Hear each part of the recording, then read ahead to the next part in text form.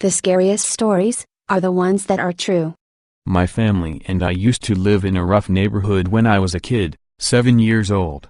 One night, it was just my mom, me, and my 2 siblings at home, and my dad was gone on a business trip. That night around midnight, someone started knocking on our door. My mom woke up and went to the front door and asked who it was. No one answered. She thought that maybe it was some kids playing ding-dong ditch, so she went back to bed. About 30 minutes later, again, someone starts knocking. She gets up and peers through the side window to see if she can spot anyone out there, but nobody is there. She starts to worry, so she goes back to the room and grabs my dad's shotgun and sits in the living room in the dark waiting. Again, there's knocking.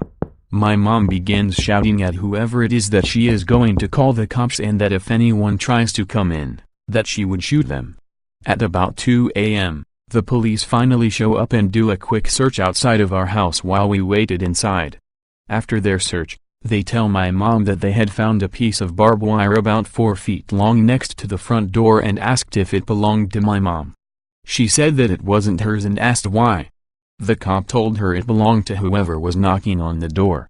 They were planning on strangling my mom with the barbed wire when she opened the door to see who was knocking.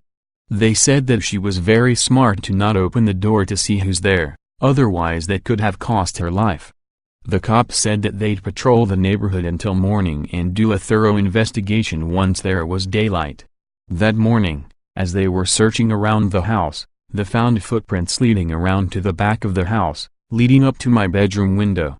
They had also found nicks in the window sill where they were trying to pry open the window to break in but failed. After that, we moved out of that house.